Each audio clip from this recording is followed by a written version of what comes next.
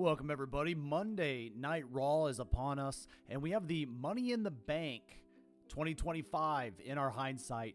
I'm your host, Bryan, the Hype Ballard, here on Tap Out Talk. We're going to talk about, we had a main event, but did it overstay its welcome with the championship tag team up as a classic throwback to the old days? But we also got a surprising shock in return in our Truth Tonight, or was it the return of Ron Killings? We'll get into that a little bit too. Let's get in. We'll start off, we started out leading with the women's Money in the Bank ladder match.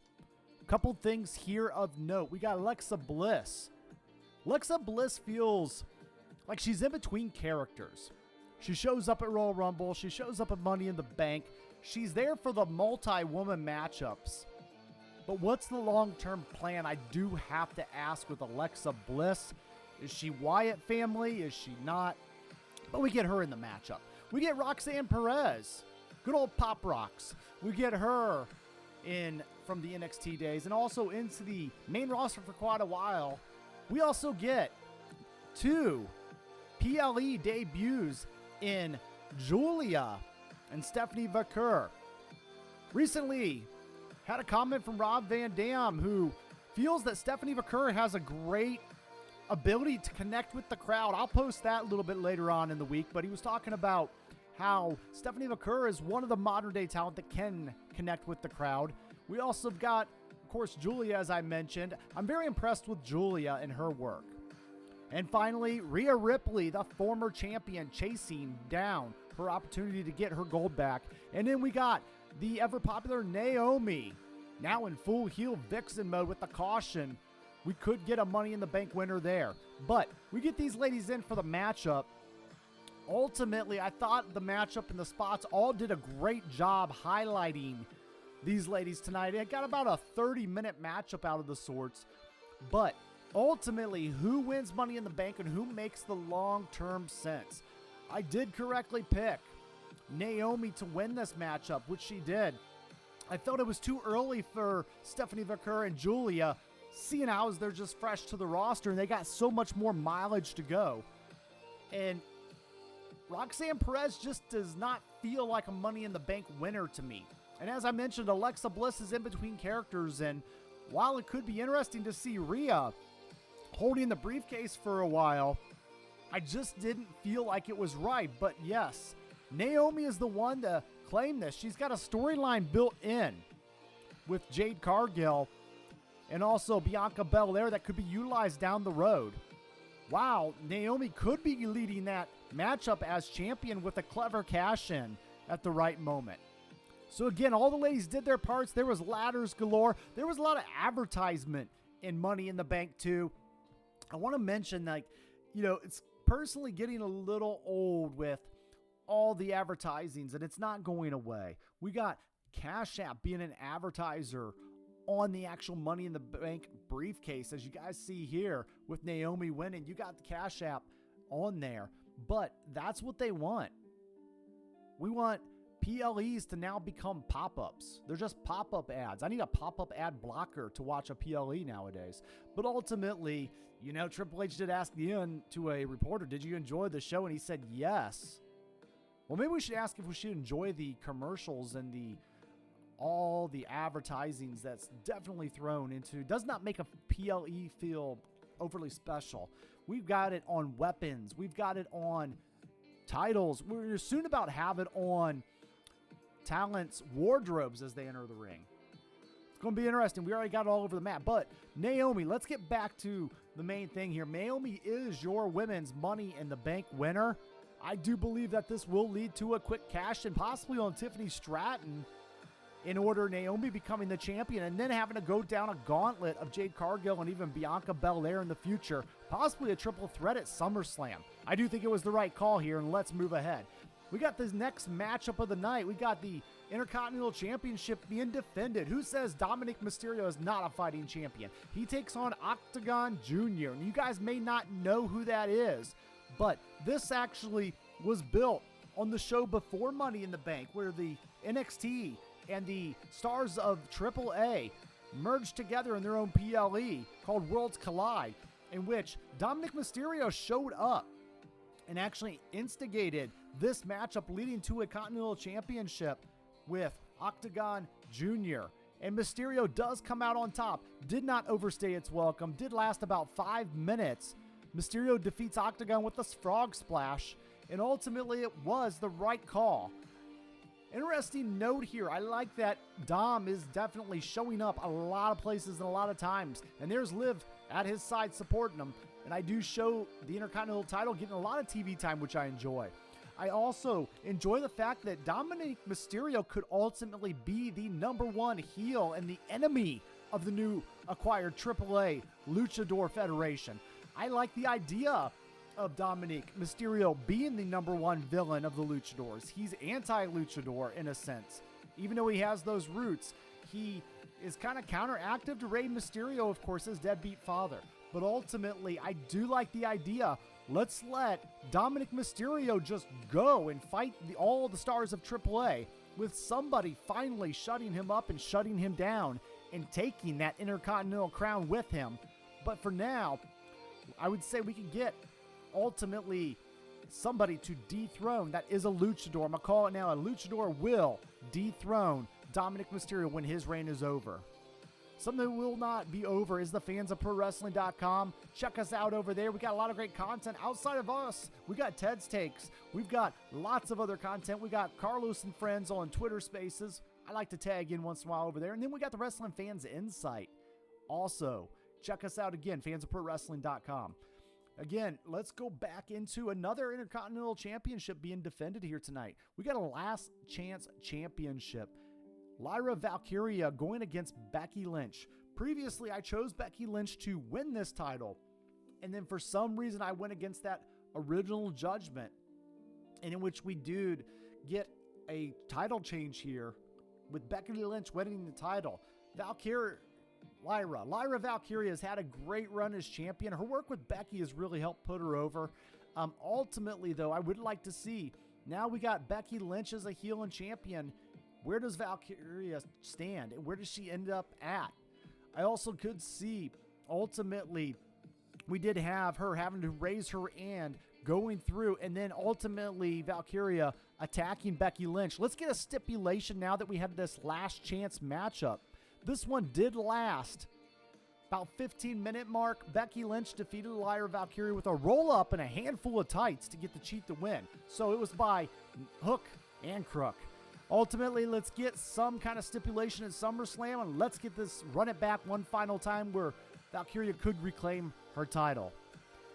And next, we've got a claiming of the Money in the Bank ladder match for the men's side of the house this time before our main event tag match. Solo Sikoa, LA Knight, Penta, Seth Rollins with Paul Heyman, Andrade, and El Grande Coffee Americano. All the competitors come out to the ring. Very fun matchup. Guys back and forth. Penta was there for the highlights. He was there for a little luchador action. Speaking of which, Grande Americano also there for that, to have that inner feud going on within the ladder match. We did get the plated mask in use again tonight. But ultimately, we also had other stories in this. We had a moment where Solo Sikoa was about to grab the Money in the Bank. Can he reclaim his right to the bloodline? But ultimately, we get a stoppage and a betrayal by none other than the Samoan Werewolf. He looks straight up at Solo Sikoa and he says, "I hate you," and pulls him down and cost him the chance. Then going in, we're thinking, ultimately, could this be LA Knight? Or could this be Seth frickin' Rollins? To me, there's only one of two winners that could have won this match. I felt the WWE could have not went wrong with either one. I would have preferred LA Knight to get the win here. We were in California. We had an opportunity. LA Knight coming out over with the crowd, wearing all green. I thought it was going to be his night to make his year more interesting in the next year. But I digress. We do get to put on Seth frickin' Rollins as a two-time Money in the Bank winner. We do get corporate sponsorship again in this one. We get the Fireball ladder with all kinds of plaster of advertising on sides of weapons now. Was not a fan of that throughout the night. The corporate shilling is really getting a little thin for me. But we do get Seth Rollins again in the right call. Mr. Opportunity. You'll be interested to see how that plays out in the world title match on Monday Night Raw, or even in the future. And Seth, we know, can be sneaky with the title and force his way at the right opportunity. Ultimately, we do see, I wonder where LA Knight will go from here. Time will tell, but I do think that time is ticking out. And I'm starting to wonder if LA Knight will not be the guy ever in WWE. Guys, I want to say thank you. You hit that like button.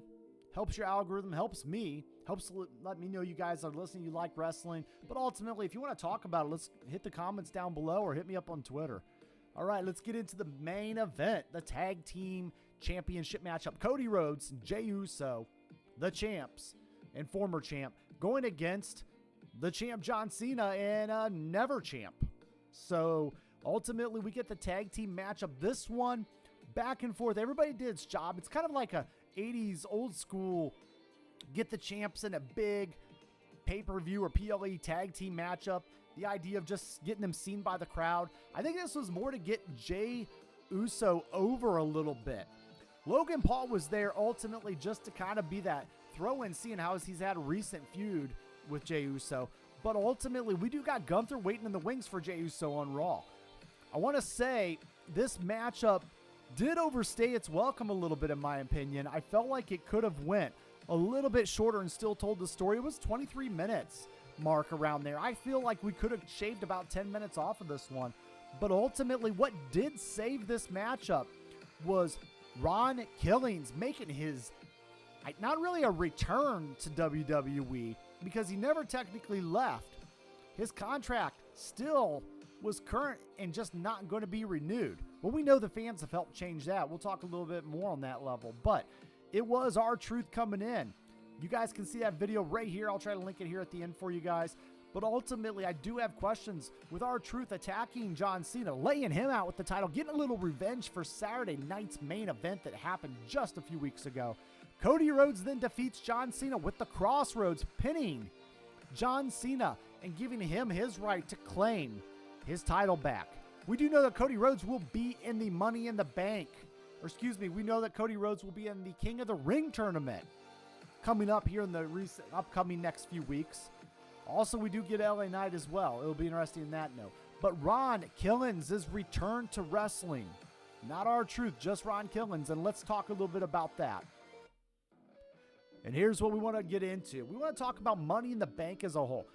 The advertisements I hit on, they are getting a little bit extra. A little bit extra. We're getting them on the mat. We're getting them on the apron. We're getting them on weapons now. That was a bad look for the WWE and the Money in the Bank show, and it really does distract me as a watcher. I keep looking at every little thing, but I guess that's the point. I'm going to need a pop-up ad blocker to watch these PLEs somehow, and somehow, can we blur them out like the old WWF scratch logo? I don't know. Maybe there's a technology for that we can invent for ourselves. But we do get Money in the Bank, some quality matches tonight. If you were able to just hone in on those matches, we got some good fun matches. We got some storylines progressed, and we got Naomi with the Money in the Bank women's winner, and Seth Rollins with a nice fit in the Money in the Bank briefcase.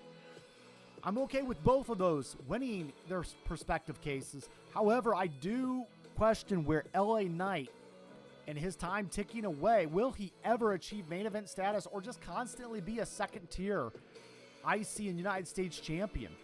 There's got to be a reason why he's being held back so much. We do have him in the King of the Ring tournament coming up, but I kind of feel like that might be Cody Rhodes' crown to claim, with the winner getting a title at SummerSlam and getting a shot at it.